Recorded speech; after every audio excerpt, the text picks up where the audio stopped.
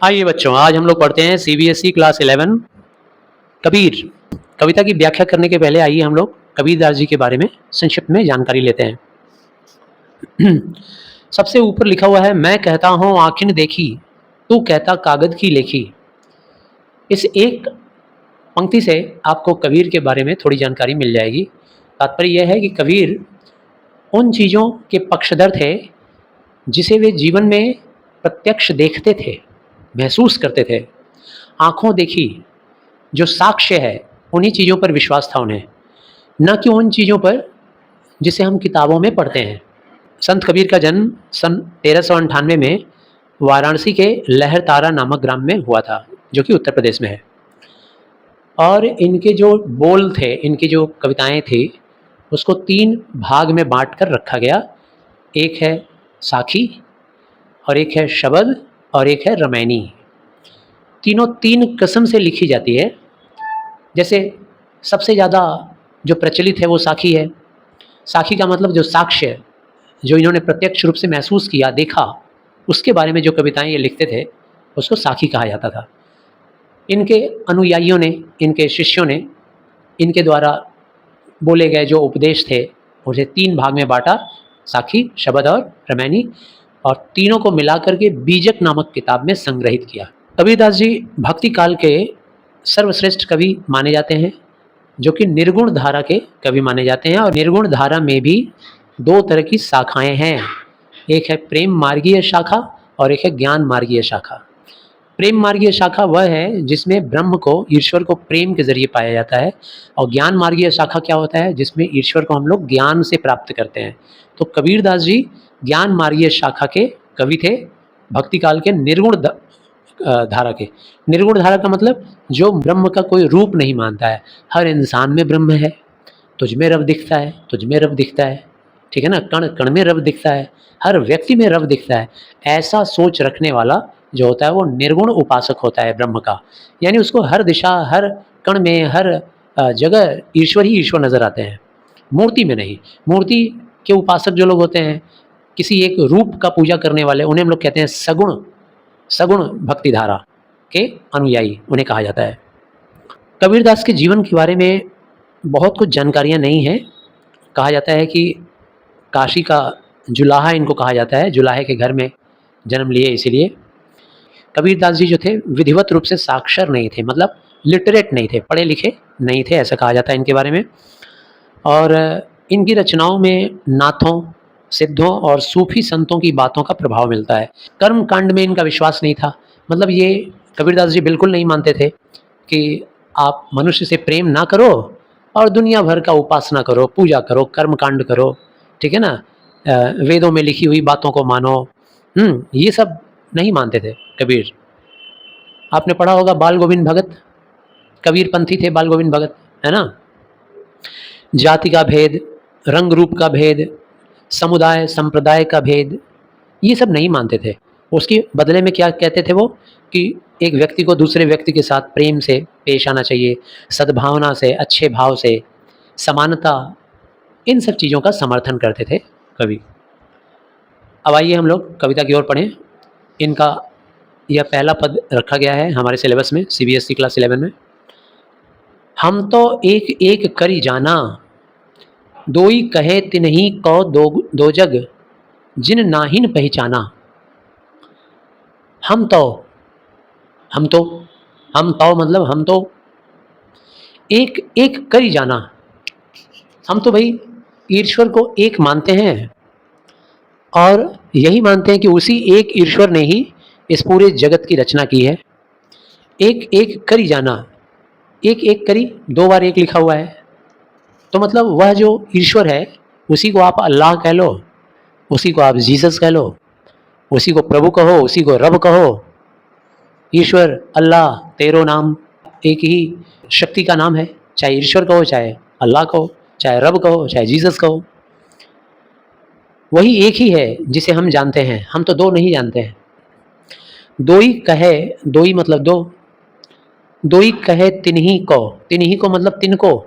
जो कोई भी व्यक्ति ईश्वर को विभाजित कर देता है धर्म के नाम पर, मजहब के नाम पर, ठीक है, जाति के नाम पर जो डिवीज़न ला देता है भगवान में। यानी कि कोई कहता है कि नहीं, मेरे भगवान तो भगवान प्रभु नहीं है, श्री राम नहीं है, मेरे भगवान तो अल्लाह है। कोई कहेगा मेरे भगवान तो ना अल्लाह हैं, ना प्रभु श्री राम हैं, मेरे तो जीसस हैं, मेरे तो यहोवा है ना? तो अलग-अलग अगर ईश्वर का नाम जो कहता है, अलग-अलग रूप में उनको बाँट देता है। यहाँ 2 ही का मतलब 2 नहीं है, 3 भी हो सकता है, 4 भी हो सकता है। कहने का मतलब कई रूप में जो बाँट देता है ईश्वर को, तिन्हीं को, उनको दोजग, दोजग यानी कि नर्क, ऐसे व्यक्ति को तो नर्क मिलना है। दोजग मतलब यहाँ दो जगत मत समझ लेना, दोजग का मतलब होता है नर्क। ऐसे व्यक्तियों को तो नर्क मिलता है, ऐसे लोगों को नर्क नसीब होता है, जिन नाहिन पहचाना, जो ईश्वर को पहचान ही नहीं पाते हैं। अब भाई तुम्हें तुम्हें बनाने वाला और हमें बनाने वाला क्या अलग-अलग है? एक ही है, चाहे वो जो है। उसी ने अमेरिका के लोगों को भी बनाया है, उसी ने हमें तुम्हें भी बनाया है, उसी ने अंटार्कटिक रीजन में रहने वाले लोगों को भी बनाया है, वेस्ट इंडीज़ में रहने वाले लोगों को भी बनाया है। कोई काला है, कोई गोरा है, कोई सुंदर है, कोई बदशक्ल है, ठीक है ना? हर तरह के लोगों को एक ही ईश्वर ने बनाया है। अगली पंक्ति, एक है पवन एक ही पानी, एक है ज्योति समाना, एक है पवन। इस पूरे ब्रह्मांड की रचना में, ब्रह्मांड क्या, पूरे जगत विश्व की रचना में, अगर हम संसार की बात करें, इस धरती की बात करें, तो इस धरती पर जो पवन है वो तो एक ही किस्म का पवन है ना? इंग्लैंड की हवा तो अलग नहीं है ना? हम लोग कहते हैं कि भाई इंग्लैंड में जाएंगे तो हम गोरे हो जाएंगे, वहाँ फ्रेशनेस है, अमेरिका में जाएंगे तो वहाँ पोल्यूशन कम है, फ्रेशनेस है। लेकिन ऐसी बात नहीं है।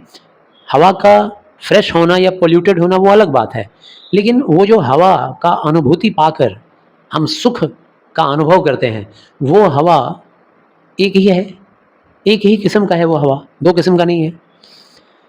एक है पवन, एक ही किस्म का पवन है, एक ही पानी, पानी भी एक ही है पूरे संसार में। हम तुम जो पानी पीते हैं यहाँ इंडिया में, ऐसा थोड़ी ना है कि वेस्ट इंडीज़ में जाएंगे तो दूसरा पानी होगा या दूसरा स्वाद होगा। ऐसे ही होगा वहाँ भी पानी, वाटर H2O हाइड्रोजन ऑक्सीजन से मिलकर बना हुआ है, एक ही जैसा होगा।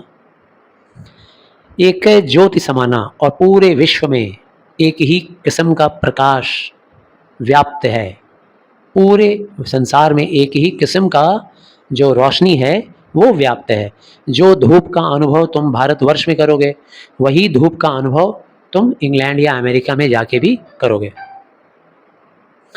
एक है खाक गढ़े सब भाड़े, एक है कोहरा साना। एक है खाक, खाक का मतलब क्या होता है, मिट्टी। फिल्मों में डायलॉग सुने होंगे, मैं तुम्हें खाक में मिला दूंगा।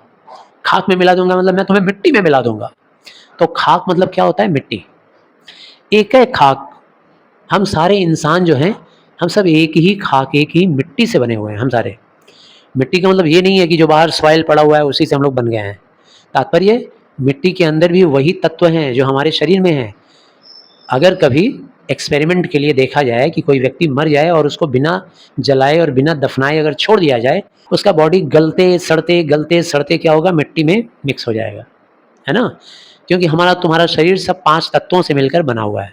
क्षिति यानी धरती, जल यानी कि पानी, पावक यानी आग, गगन यानी आकाश, और समीरा, समीरा यानी कि हवा। तो क्षिति जल पावक गगन समीरा पंच तत्व से बना शरीरा। तो ये हम सब का शरीर जो है ना, अभी अगर हम लोग एक दिन डिओड्रेंट ना लगाएं, एक दिन अगर हम लोग ना नहाएं, सब एक ही जैसा बास मारेंगे। तो एक है खाक गढ़े सब भाड़े। भाड़े का मतलब क्या होता है, भाड़ का मतलब यहाँ पे है बर्तन, है ना, मिट्टी का बर्तन। तो यहाँ मिट्टी के बर्तन के रूप में आप अपना शरीर भी ले सकते हैं, जानवरों का शरीर, हमारा तुम्हारा शरीर, सबका शरीर उसी एक ही किस्म के मिट्टी से बना हुआ है। एक ही पंच तत्व में विलीन हो जाना है मरने के बाद, वही पंच तत्व से हमारा शरीर बना हुआ है। तो एक है खाक, वही एक ही मिट्टी है, उसी एक की मिट्टी से सभी को गढ़ा गया है। गढ़ा गया है मतलब शेप किया गया है, बनाया गया है। सब भाड़े, सारे बर्तन, यहाँ सारे बर्तन मतलब सारे जीव, सारे जंतु, हर रूप में जो जीव पाया जाता है, सबकी रचना वैसे ही गढ़ा है ईश्वर ने। एक है कोहरा साना, और जिस मिट्टी से सारे बर्तन बनाए जाते हैं, अब सोचो एक गीली मिट्टी कोहार ने तैयार किया, और उस गीली मिट्टी से वो कुल्हड़ भी बना सकता है चाय पीने के लिए, उसी से घड़ा भी बना सकता है है ना? उसी से वो लोटा भी बना सकता है, उसी से ना जाने क्या-क्या बना सकता है अलग-अलग रूप में। बिल्कुल वैसे ही हमारे तुम्हारे रचयिता ईश्वर एक ही किस्म की मिट्टी से किसी को नर बनाए हैं, किसी को नारी बनाए हैं, किसी को जानवर बनाए हैं, किसी को पशु पंछी बना दिए हैं। एक ही तरह की मिट्टी से सारे भाण बने हैं। भाण मतलब यहाँ पर रूप, आकार, देह, उसको भाण बोला गया है यहाँ। कोहरा साना, कोहरा मतलब कुम्हार जो मिट्टी के बर्तन बनाता है, और साना मतलब क्या होता है? मिट्टी को सान दिया है, मिला दिया है, मिट्टी को मिक्स कर दिया है। समझ आ गई बात? कोई डाउट दोनों पंक्तियों में? तीसरी पंक्ति, जैसे बाढ़ी काष्ठ ही काटे, अग्नि न काटे कोई, सब घटी अंतर तू ही व्यापक, धरे स्वरूपे सोई। देखो ये बड़ा गहरा अर्थ है इस लाइन में, ध्यान से सुनना। जैसे बाढ़ी काष्ठ ही काटे, बाढ़ी का मतलब बढ़ई, बाढ़ी मतलब जो लकड़ी को काटता है, जो लकड़ी को काट कर अलग अलग फर्नीचर बनाता है, अलग अलग उसे रूप दे देता है, कुर्सी मेज बनाता है, उसे हम लोग क्या कहते हैं? बढ़ई। जो खटिया चारपाई चौकी बनाता है वो बढ़ई होता है।